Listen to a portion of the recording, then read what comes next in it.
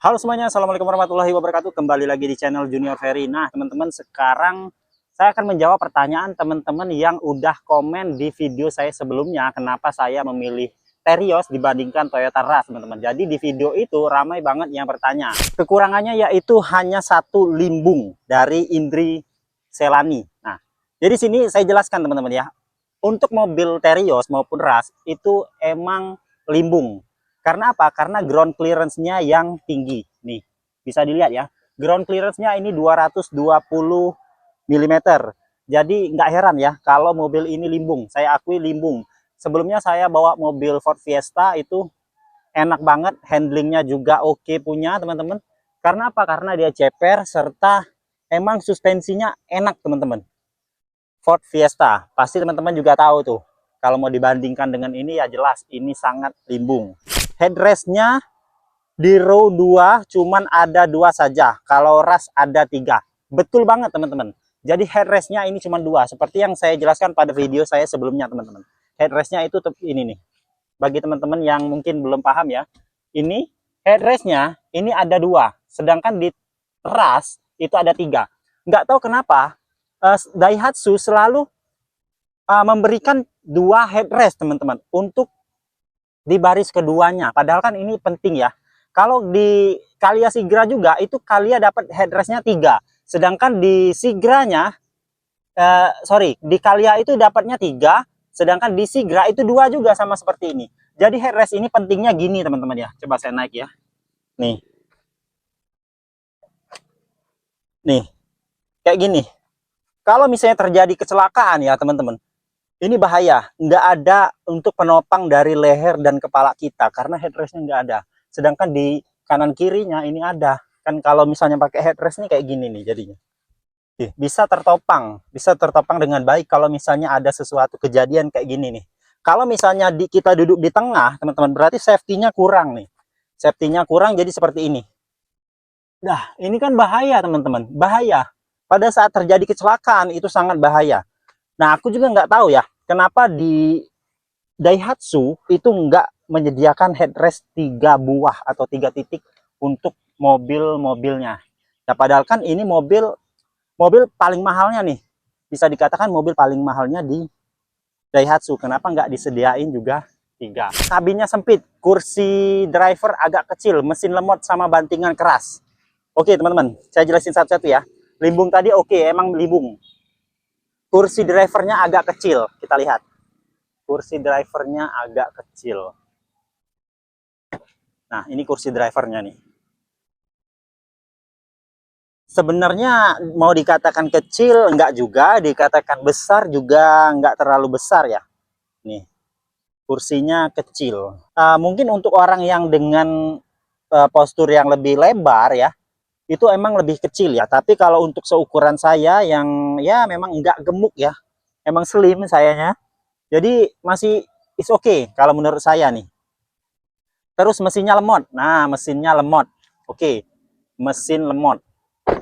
Mesin lemot di Daihatsu Terios sama aja nih, mesinnya sama dengan Toyota Rush. Mesinnya menggunakan mesin dengan kode 1NRVE 1500 cc, sama juga digunakan di mesinnya Avanza Veloz yang 1500. Jadi mesinnya emang nggak kenceng teman-teman. Powernya juga cuma 106 kalau nggak salah ya. Torsinya cuma berapa? Emang nggak kenceng. Lemot, dibilang lemot, iya. Bobot dan dimensinya Terios dan Rush ini emang gimana ya, lebih besar nih teman-teman. Jadi kalau untuk akselerasi emang dia agak lemot teman-teman, nggak kenceng ya. Kalau mau dibandingkan dengan sekelasnya low SUV BRV jelas kalah teman-teman untuk sisi tenaganya, karena power dan torsinya nggak sebesar dengan Honda BRV. Apalagi kalau jalan beton bergelombang, sakit pinggang asli. Nah, kalau sampai sakit pinggang itu kalau menurut saya enggak ya. Sakit pinggang itu berarti kita itu lama duduk mungkin. Kalau kelamaan duduk, nggak minum, nggak gerak, pasti kita sakit pinggang. Tapi kalau misalnya kita melakukan aktivitasnya dengan normal, nyetirnya dengan normal, kalau sakit pinggang gimana ya? Karena kan ini kan lembut nih. Ini lembut ya. Terus mau dikatakan sakit pinggang mungkin tadi kurang minum dan juga kurang gerak. Expander nyaman.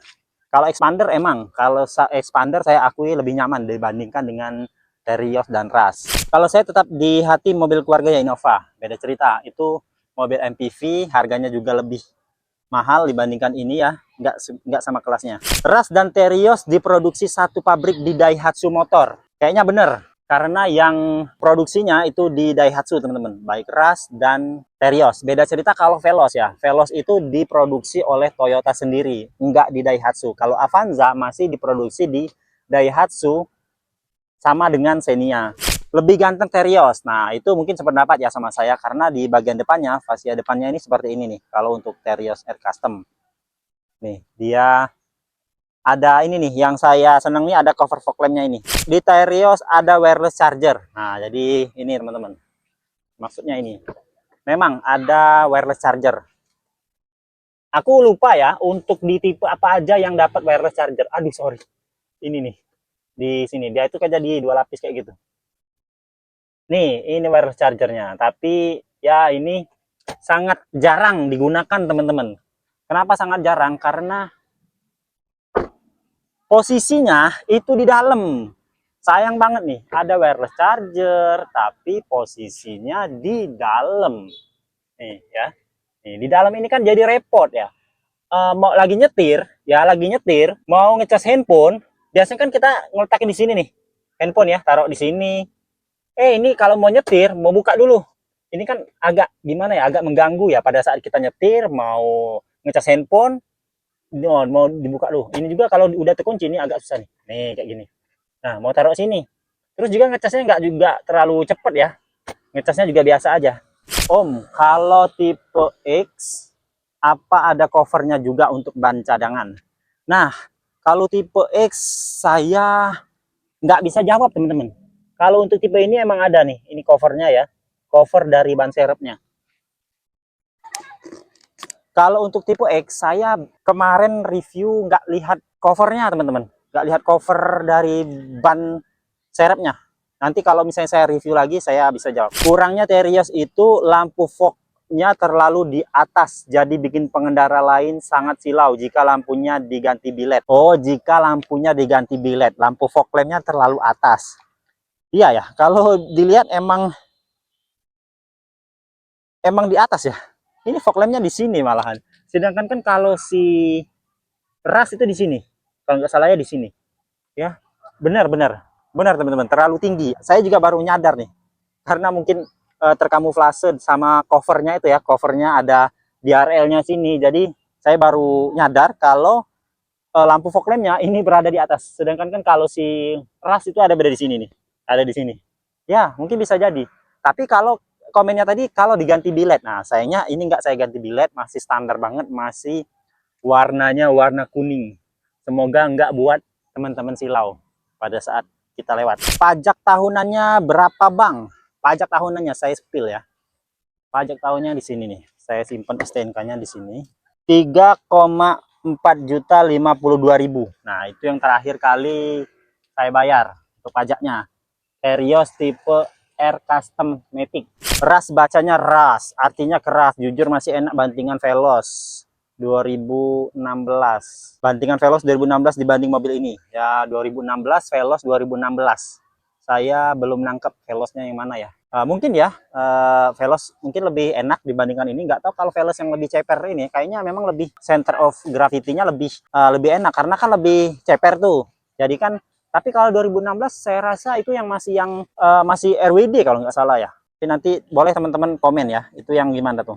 Alasannya karena kami kaum mendang-mending dan Terios lebih murah dengan bodi dan mesin yang sama. Nah, lebih murah betul teman-teman. Untuk tipe X-nya itu Terios itu apa tipe yang paling rendahnya ya. Terios itu OTR Jakarta ya. Setelah saya cek di websitenya itu hanya 245 juta. Itu untuk Terios tipe X teman-teman. Sedangkan untuk Rush jelas lebih mahal. Untuk tipe G, tipe G itu merupakan tipe paling rendahnya dari Rush. Harganya dengan transmisi manual di 288 juta. Sedangkan Terios tadi itu X manual 245 juta. Jadi selisihnya hampir 40 juta teman-teman untuk versi atau tipe terendahnya. Tetapi untuk tipe tertingginya teman-teman seperti Terios R Custom dan Toyota GR Sport, ini kalau realnya ini lebih mahal Terios R Custom dibandingkan Toyota Rush GR Sport. Mesin Toyota bandel, Kalau mesin dia sama aja, baik Toyota dan Daihatsu Terios itu mesinnya sama aja 2 NRVA teman-teman. Tapi kenapa masih laku Rush GR? Aneh. Betul. Secara data, Terios dan Rush itu berada di puncak klasemen penjualanan low SUV. Toyota Rush memimpin di nomor 1, sedangkan Daihatsu Terios di nomor 2. Kenapa Rush itu lebih mahal? Karena branding Toyota itu kuat banget, kenceng banget. Orang-orang terstigma karena Toyota. Toyota itu gimana ya? Kalau di sini ini udah menjadi raksasa ya. Kalau di Indonesia udah menjadi raksasanya, merek raksasanya otomotif di Indonesia. Jadi gak heran kalau misalnya Rush lebih rame karena stigma orang itu harga jual, harga jual. Kalau di Indonesia ini harga jual itu menjadi yang utama. Yang kedua itu after sale atau servis, suku cadang, dan lain-lainnya. Nah, sedangkan kalau Toyota kan di atasnya dari Daihatsu. Sedangkan Daihatsu ini sudah diambil juga oleh Toyota. Makanya merek Toyota lebih gimana ya, lebih menarik dibandingkan Daihatsu. Padahal yang ngeproduksinya yaitu Daihatsu. Belum Isofix, nggak ada heater kaca belakang. Apa nggak masalah, Om? Belum Isofix. Bentar, Isofix, mungkin teman-teman ada beberapa yang belum paham ya. Isofix, oke, itu untuk bawa bayi ya, bawa car seat itu ada di sini biasanya. Kalau di Rush udah ada Isofix kalau nggak salah ya, udah ada Isofix. Tapi bener banget di Terios nggak ada namanya Isofix. Jadi kalau mau bawa bayi nggak bisa dipasang teman-teman. Ya mungkin cocoknya ya untuk orang-orang yang di luar. Orang-orang di luar Indonesia, biasanya orang-orang barat ya, yang pakai car seat dibawa oleh ibunya, terus ditaruhnya di jok penumpang sana, teman-teman. Biasanya itu tuh orang-orang barat ya. Kalau di Indonesia, apalagi di sini, ada yang bawa car seat, tapi jarang banget, teman-teman. Biasanya ibunya ikut duduk di sana, digendong bayinya, enggak dimasukkan di car seat, biasanya ya. Tapi kan di setiap daerah beda-beda. Tapi kalau di sini kebanyakan kayak gitu sih. Jarang banget pakai car seat, teman-teman. Emang ini nggak ada nih. Nah, terus defogger belakang nggak ada. Bener. Ini saya tunjukin ya, nggak ada defogger belakang. Jadi kalau di Rush ini ada nih. Ya, ini ada namanya rear defogger. Fungsinya untuk menghilangkan embun yang berada di kaca belakang. Nah, di Terios ini nggak ada, teman-teman. Jadi, fungsinya itu. Nah, selama saya gunakan Terios ini, belum pernah ngembun di bagian belakang. Ngembun itu berarti suhu di luar lebih dingin dibandingkan suhu di dalam kabin. Nah, jadi usahakan di dalam kabin ini suhunya tetap dingin. Suhunya tetap dingin, jadi nggak ngembun. Selama ini alhamdulillah belum pernah ngembun, baik di kaca depan maupun di sini belum pernah ngembun. Oke. Secara desain lebih gagah, ini udah mendekati desain Fortuner ya. Desain Fortuner mungkin ya, kalau dimirip-miripin mungkin lah ya, karena bagian depannya ini nih, cover fog lampnya kayak gini mungkin ya. Terus di sini nih ada list merahnya yang masuk ke dalam headlamp. Ini beda, berarti kalau misalnya mau ganti, ini nggak bisa ganti yang biasa. Karena dia beda dengan yang tipe R biasa. Kalau yang biasa kan nggak ada nih list merahnya langsung masuk ke dalam. Terios lebih worth it dari Rush. Tapi katanya bang, unitnya yang R custom susah dan perlu inden. Bener nggak bang? Jadi gini, saya dapatkan informasi di Daihatsu-nya. Tipe R custom ini emang nggak di stok teman-teman. Hanya beberapa dealer yang stok tipe ini. Karena apa? Tipe ini jarang banget dipilih karena harganya yang sudah tinggi. Beberapa dealer itu nggak nyetok. Kalau misalnya ada yang mesen, dia pasti nginden atau ngambil dari dealer lain, teman-teman. Sama seperti ini kemarin nggak nyetok di Astra Daihatsu, nggak nyetok, tapi dia ngambil di stok yang ada di Jakarta, dealer yang ada di Jakarta. Kecepatan 100 km per jam di RPM berapa, Om? Saya bingung teman-teman mau jawabnya ya. Karena jujur mobil ini semenjak kita beli di 1 tahun lebih yang lalu, 1,5 tahun ya, belum pernah saya geber di 100 km per jam. Jadi saya nggak tahu di RPM berapa dia sampai di 100 km per jam itu teman-teman. Jadi saya belum bisa jawab. Saya pembeli all new Rush di September 2025. Kebetulan saya dapat yang Bridgestone Alenza juga. Kata sales Toyota, saya beruntung karena dapat Bridgestone. Soalnya ras ada yang kebagian download juga, dikirim dari random dari pabrik. Tapi untuk desain emang selera ya, saya kurang suka image Daihatsu. Oke.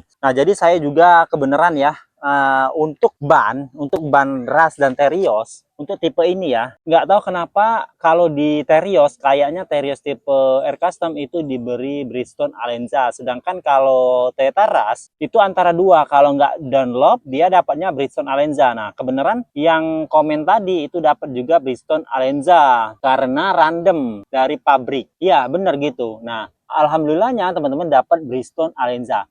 Tapi nggak tahu kenapa ini mudah banget kena paku, kena sekrup teman-teman ya. Mudah banget. Ini udah berapa kali nih? Ini udah berapa nih? Kayaknya ini udah satu kali, belakang itu satu kali udah nampel teman-teman. Tapi it's okay lah. Pada posisi auto, lampu kecil atau alis menyesuaikan. Kalau sensor menilai belum gelap benar, maka lampu kecil atau alis yang menyala. Lampu besar juga menyala. Kalau DRL selalu akan menyala pada posisi auto. Benar. Jadi gini ya, maksudnya teman-teman, lampu DRL-nya ini akan selalu menyala pada saat auto. Nih, ini auto ya. Auto, ini auto. Ini DRL-nya nyala, teman-teman. Ini posisinya auto. Kalau misalnya sensornya menilai gelap, seperti yang kata abang tadi tanyakan, itu benar. Kalau ini nih sensornya, teman-teman. Sensornya ada di sini. Kalau misalnya dia udah menilainya gelap, lampunya akan menyala. Coba kita tutup ya sensornya nih. Kita tutup ini. Nih, nyala nggak dia? Tuh. Nah, itu kita tutupin sensornya, teman-teman. Kita tutupin sensor dan dia menyala. Betul kan? Nah, untuk fog lamp ini sebenarnya sedang saya matikan. Kalau misalnya saya nyalakan, dia ikut lampu besar. Kalau lampu kecil, saya nyalakan fog lamp. Fog lampnya juga akan menyala.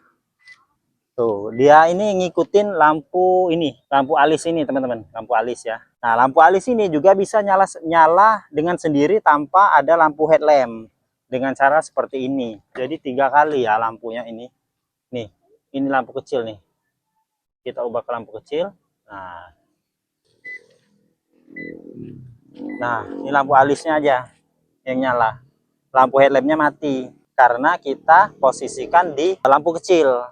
Dia nggak deteksi, autonya nggak nyala. Karena apa? Karena dia posisi saklarnya ada di sini. Kalau di auto, ini kan posisinya gelap nih, saya tutupin tuh.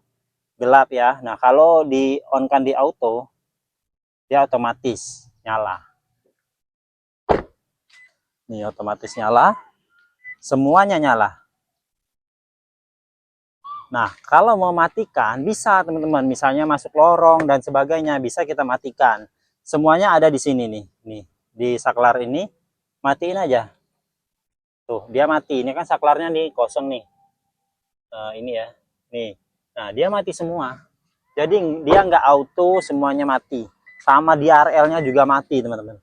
Kalau mau matiin DRL semuanya mati, teman-teman, bisa di saklar yang off tadi.